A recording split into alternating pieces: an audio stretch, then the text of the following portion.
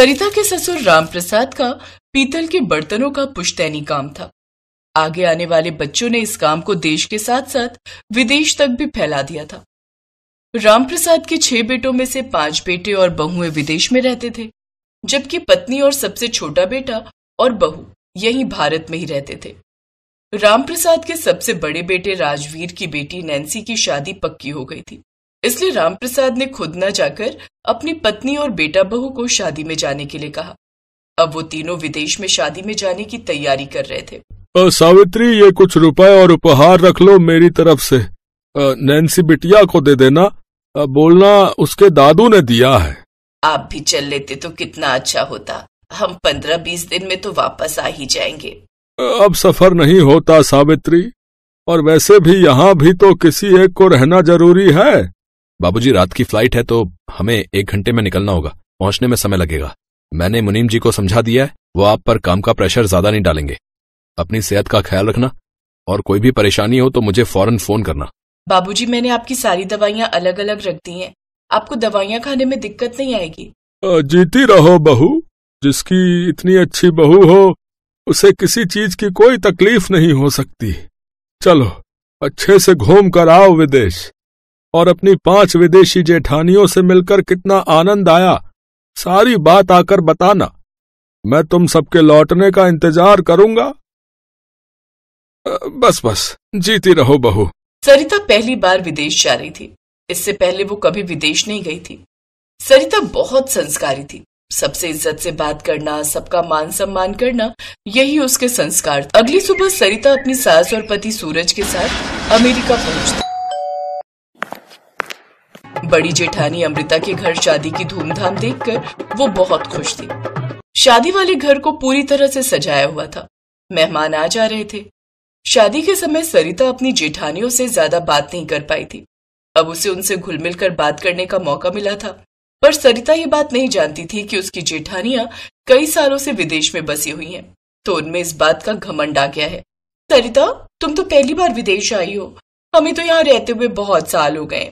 वैसे तुम यहाँ के हिसाब से ही कपड़े लाई हो ना, क्योंकि यहाँ की शादी बहुत अलग होती है। हम चारों ने तो अपने लिए बहुत ही सुंदर ड्रेसेस तैयार करवाई हैं। पर मैं तो ऐसा कुछ नहीं लाई। अमृता बहू, अगर तुम्हें ज्यादा ही शौक आ रहा है तो बहू को बाजार ले जाकर कुछ नया दिलवा दो। जैसे तुम पहनोगी वैसे वो भी पहन लेगी। हाँ अमृता, आज सरिता को मार्केट ले जाओ और अपने हिसाब से दिलवा दो जो दिलवाना है। क्यों सूरज? हाँ भाभी, जैसा आप सबको ठीक लगे। अमृता भाभी, चलो बाजार चलते हैं, सरिता को कुछ कपड़े दिलवा देंगे। शाम को नैन्सी के ससुराल वालों ने भी आना है, उनके सामने सरिता भी अच्छी लगनी चाहिए। सरिता अपनी जेठानियों के साथ मार्केट चली जाती है। अब सरिता ने ऐसे कपड़े कभी पहने नहीं थे, पहली बार उसे इस तरह के कपड़े पहनने पड़ रहे थे। सरिता ने मना कर दिया, भाभी मैं ये सब नहीं पहन पाऊंगी, मैं अपनी लहंगा साड़ी पहन लूंगी, मुझसे ये सब नहीं पहना जाएगा। भाभी, हम भी क्या गवार को मार्केट ले आए, हम तो आपको पहले ही कह रहे थे कि हमारे जैसी विदेशी कभी नहीं बन सकती है, तभी तो बाबूजी ने इसे आज तक विदेश में शिफ्ट होने के लिए नहीं कहा।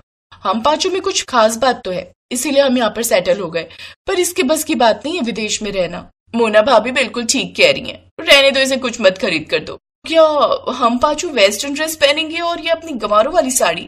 छोड़ो ना, फालतू की बहस करके अपना मूड क्या खराब करना, रहने दो। सरिता तुम घर चलो, तुम्हें जो पहनना वही पहनना, तुम्हें समझाना बेकार है, तुम कभी विदेशी बन ही नहीं सकती। पर इतना याद रहे, जो मर्जी पहनना, मेरी बेटी की शादी है, उसमें कोई प्रॉब्लम नहीं आनी चाहिए। अपना ये गंवारपन अपने तक ही रखना।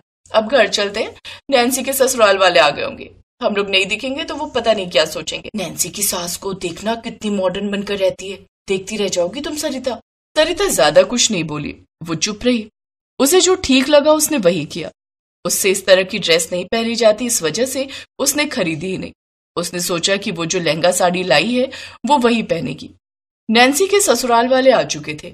नैन्सी की सास थोड़ी परेशान थी। क्या हुआ दीपा जी, आप थोड़ी परेशान दिखाई दे रही हैं, सब ठीक तो है ना?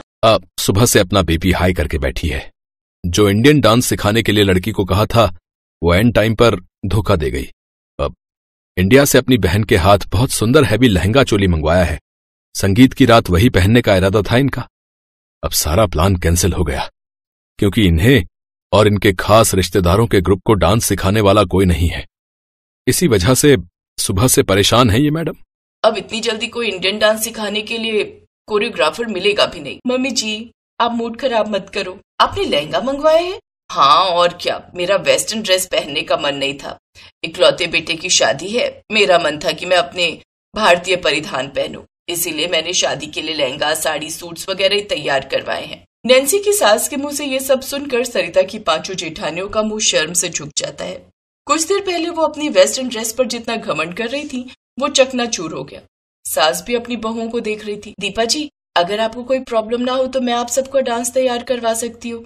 मैं आप सबको तरह तरह के डांस तैयार करवा दूंगी। अगर ऐसा हो जाए तो मेरा लहंगा मंगवाना बेकार नहीं जाएगा।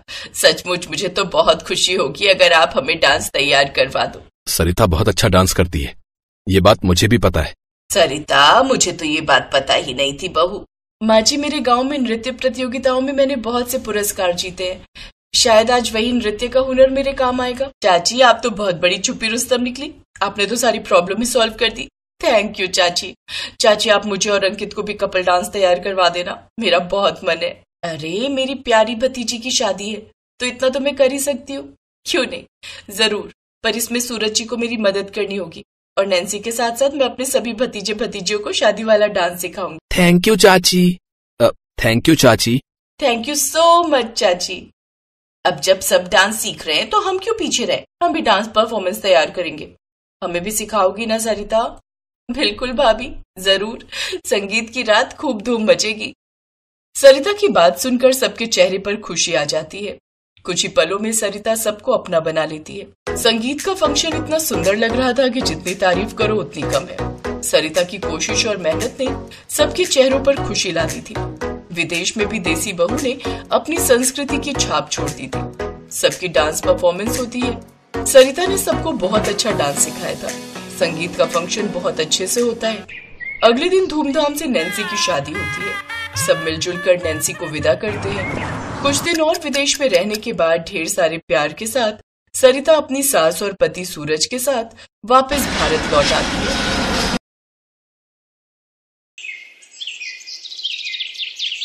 खाना लगा दिया टेबल पर, खा लेना। लेकिन तुम नहीं खा रही हो क्या?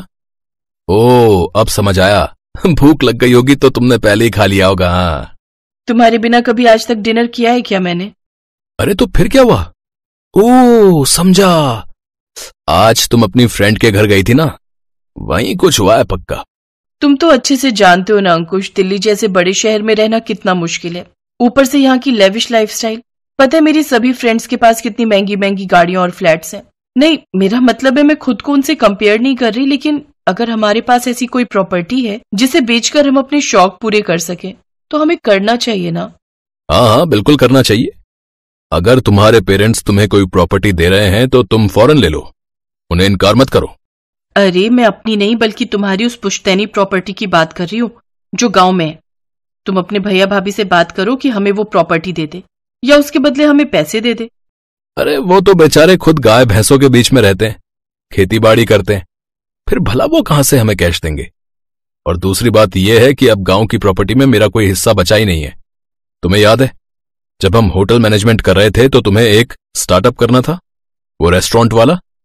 उसके लिए वो 40 लाख उस गांव की कुछ प्रॉपर्टी को बेचकर ही आए थे, तो मेरा हिस्सा तो वहीं खत्म हो गया। और रही रेस्टोरेंट चलाने की बात, तो वो तुम चला नहीं पाई। मुझे ब्लेम मत करो, मैं नहीं चला पाई रेस्टोरेंट। अरे, अगर मैं उस रेस्टोरेंट को समय देती ना तो तुम्हें जो 3 वक्त का खाना मिल पाता है ना, वो नहीं मिल पाता। ये है कनिका जो अपने पति अंकुश के साथ दिल्ली शहर में रहती थी। अंकुश एक बड़ी कंपनी में काम करता था। अंकिता के सास ससुर का स्वर्गवास हो चुका था। अब घर में बड़ों के नाम पर उसके जेठ जेठानी थे जिन्हें कनिका पसंद नहीं करती थी। ऐसे ही दिन बीतते हैं। एक रोज कनिका के कुछ फ्रेंड्स उसके घर आती हैं।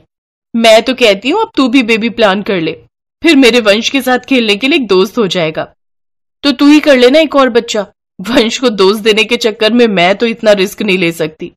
रिचा ठीक कह रही है कनिका, और वैसे भी तू 32 की तो हो ही चुकी है। अब और ज्यादा लेट मत कर, कहीं ऐसा ना हो कि फिर तू मां बनने के लिए तरसे और डॉक्टरों की फीस ही भरती रहे। अपनी सहेलियों की ये बात सुनकर कनिका बेबी प्लान करने के बारे में सोचती है और कुछ ही दिनों में वो प्रेग्नेंट हो जाती है। ऐसे ही 4 महीने बीत जाते हैं। एक रोज अंकुश ऑफिस के लिए तैयार होकर जा रहा होता है कि तभी कनिका कहती है, आज ऑफिस मत जाओ ना Ankush, I am not feeling well. Kanika darling, मैं ऑलरेडी तुम्हारे मूड स्विंग के चक्कर में 3 दिन का ऑफ ले चुका हूं। अब आज भी अगर ऑफिस नहीं गया ना तो बॉस मेरी हमेशा के लिए छुट्टी कर देंगे। और अगर ये नौकरी चली गई ना तो हमारे आने वाले बच्चे का खर्च कैसे चलेगा? अरे उसका छोड़ो, लेकिन हमारा खुद का खर्चा कैसे चलेगा बताओ? वैसे तुम एक काम क्यों नहीं करती? मम्मी जी को कुछ दिन के लिए अपने पास क्यों नहीं बुला लेती? वो होंगी तो तुम्हारा ख्याल अच्छे से रख भी लेंगी और मैं भी बिना टेंशन ऑफिस चला जाऊंगा। अपने पति की बात मानकर कनिका अपनी माँ को फोन लगाती है और 5 बार फोन लगाने के बाद उसकी माँ रमोला फोन उठाती है। माँ कब से फोन कर रही थी, आखिर हो कहाँ तुम? बेटा मैं तो जुहू बीच मुंबई आई हूँ घूमने। बच्चों की शादी करवा दी, सभी जिम्मेदारियों से मुक्त हो गई तो सोचा अब अपने लिए थोड़ा समय निकाल लूं। शादी के बाद घर गृहस्थी की जिम्मेदारी ऐसी पड़ी कि खुद के लिए फुर्सत ही नहीं मिली। अच्छा वैसे बता फोन क्यों किया था? माँ इस प्रेगनेंसी में ना अकेले में जी घबराता है, कुछ दिनों के लिए यहाँ आ जाओ ना। तभी तो तुझे कहा था थोड़ा रुक कर प्लान करना था। अभी बहू के बच्चे को 6 महीने हुए नहीं कि तूने नंबर लगा दिया। बहू की बेटी की चड्डियां धो धो करना मेरे हाथ घिस गए हैं। अब तेरी उल्टियां आकर साफ करूं क्या? ना बाबा ना, अभी मेरे बस का नहीं है। तो आप यहाँ नहीं आ रहे हो मम्मी? अब तू मेरी उम्र भी तो देख, मेरे घुटने अब जवाब दे गए हैं। और वैसे भी, और हाँ वैसे भी इसके बाद मेरी शिरडी और सिंगड़ापुर मंदिर की ट्रिप है। अगर वो कैंसिल कर दी ना तो पैसे जाएंगे वो अलग, और ऊपर से शनि महाराज मुझसे नाराज होंगे वो अलग। ना बाबा ना, उनका प्रकोप मैं नहीं झेल सकती। तू एक काम कर, गांव से अपनी उस गंवार जेठानी को बुला ले। उस गंवार को बुलाकर मैंने सोसाइटी में अपनी कोई नाक थोड़ी ना कटवानी है, लेकिन मेरे पास और कोई ऑप्शन भी तो नहीं है। नौकरानी रखूंगी तो वो कुछ घंटे के लिए आएगी और ऊपर से पैसे लेगी वो अलग। जिस जेठानी को फोन किए हुए कई साल बीत गए, जो देवरानी न किसी त्योहार और न कभी जन्मदिन पर अपनी जेठानी को फोन करती, वो आज अपने मतलब के लिए उसे फोन करती है। नमस्ते भाभी जी, कैसी हैं आप? अरे देवरानी जी आप कैसी हो? सब ठीक तो है ना? हमने कितनी बार तुम्हें फोन लगाया, लेकिन हर बार कोई औरत एक ही बात कहती, रॉन्ग नंबर। कोई टेक्निकल प्रॉब्लम होगी भाभी। अच्छा वैसे मैं आपको एक खुशखबरी देना चाहती हूँ। हमारे खानदान का चिराग आने वाला है। अब मेरे लिए सास समान तो आप, इसलिए सबसे पहले आपको ही ये खुशखबरी सुना रही हूँ। अरे वाह, ये तो बहुत ही अच्छी खबर सुनाई है तुमने। जी तो भाभी मैं ये कह रही थी कि बहुत समय हो गया आपसे मिले हुए, तो आप कुछ दिनों के लिए शहर क्यों नहीं आ जाती? हाँ हाँ, इतनी अच्छी खबर सुनाई है तुमने तो मैं तो तुमसे मिलने जरूर आऊंगी। 2 दिन बाद ही कनिका की जेठानी सुनीता सर पर बक्सा लिए शहर पहुंच जाती है। कनिका जैसे ही दरवाजा खोलती है तो कनिका सर पर रखे बक्से को देखकर चौंक जाती है। भाभी ये बक्सा? आपके पास एक ट्रॉली बैग भी नहीं है क्या? अच्छा खैर अंदर आ जाइए। फिर शाम को कनिका, भाभी मेरे लिए कुछ अच्छा सा बना दीजिए ना, बहुत भूख लगी। हाँ हाँ, हम अभी सबके लिए खाना बना देते हैं। ये भाली सुनीता थकी हारी आती और घर के कामकाज में लग जाती है। कनिका ने उसके आने से पहले ही काम वाली बाई की भी छुट्टी कर दी थी। सुनीता खाने में 2 तरह की सब्जियां और साथ में मीठा बना लेती है। फिर कनिका नाटक करते हुए कहती है, भाभी अब आप आराम कर लीजिए, मैं बर्तन धो देती हूँ। वैसे उठा तो नहीं जा रहा। तुझे किसने कहा है उठने के लिए? मैं आ गई हूं ना, मैं सब संभाल लूंगी। तू तो बस पैर ऊपर करके आराम कर ले अब। इसी तरह सुनीता ही घर के सारे काम करने लगती है। एक रोज कनिका का जी मचलता है और वो हॉल में बैठे बैठे ही उल्टी कर देती है। कोई बात नहीं, ऐसी अवस्था में ये सब होता है, तू आराम कर, मैं ये सब साफ कर देती हूँ। सुनीता बिना किसी घिन के वो सारी उल्टी साफ कर देती है। ऐसे दिन बीतते हैं। एक रोज कनिका का मन बाहर जाने का होता है। आज मुझे बाहर का खाना खाने का मन है, तो अंकुश तुम मुझे डिनर पर ले चलो। ये सुनकर कनिका भी साड़ी बदल कर आ जाती है। भाभी आप ऐसे तैयार होकर आई हैं, लोग क्या कहेंगे? अच्छा वैसे मैं कह रही थी, जब से आप आई हैं ना तो हमारी प्राइवेसी खत्म हो गई है, इसलिए मैं अंकुश के साथ अकेले में क्वालिटी टाइम स्पेंड करना चाहती हूँ। तो हम दोनों डिनर पर जा रहे हैं, आप घर पर ही रहिए और यहीं कुछ बनाकर खा लेना। वो दोनों खुद ही डिनर पर चले जाते हैं। दिन बीतते हैं। एक रोज कनिका की कुछ सहेलियां घर पर आती हैं, जिससे कनिका सुनीता को अपनी नौकरानी बताकर इंट्रोड्यूस करवाती है। लेकिन सुनीता को बुरा नहीं लगता, वो चुपचाप उसकी सहेलियों की अच्छे से खातिरदारी करती है। अब कनिका का 9वां महीना शुरू हो गया और अब गांव से उसका जेठ उमेश भी आ जाता है, जिसे देख कनिका मुंह बनाकर चली जाती है। दिन में अंकुश का फोन कनिका के पास आता है। मेरे कुछ क्लाइंट्स मेरे साथ आ रहे हैं डिनर पर, तो कुछ अच्छा सा बनाकर तैयार कर लेना। सुनीता सबके लिए तरह तरह का खाना बनाकर तैयार कर देती है, लेकिन जब अंकुश उन क्लाइंट्स के साथ घर पहुंचता है तो वो उमेश को देखते ही उसके पैरों में पड़ जाते हैं। अरे अरे सर, आप यहाँ? अरे अरे सर, कैसे हैं आप? अरे, और मैडम भी आई है क्या? तभी सुनीता हाथ में पकौड़े और समोसे लेकर बाहर आती है। अरे अरे, अरे मैडम, आप क्यों काम कर रही हैं? लाइए ये प्लेट मेरे पास दीजिए, आप यहाँ बैठिए। हमारे लिए तो आप दोनों प्रेरणा हैं। इतनी बड़ी कंपनी के मालिक मालकिन होना, फिर भी हर काम करना, और गांव की सीधी सादी जिंदगी जीना, वाह भाई वाह। जी, ये तो मेरे जेठ जेठानी है जो गांव में रहते हैं। आपको कोई गलत फहमी हुई है? अजी नहीं जी, अजी क्या बात कर रहे हो? ये देशी मिल्क कंपनी के मालिक हैं जो गांव में रहकर बड़ी कंपनी चलाते हैं। और अंकुश, तुम्हें याद है MBA करने के बाद तुम नौकरी ढूंढ रहे थे? वो इनके रेफरेंस से ही तुम्हें मिली है। ये सुनकर कनिका और अंकुश हैरान रह जाते हैं। कनिका को अपने किए पर बहुत शर्मिंदगी होती है और वो उनसे अपने किए की माफी मांगती है। सुनीता और उमेश भी उन्हें माफ कर देते हैं।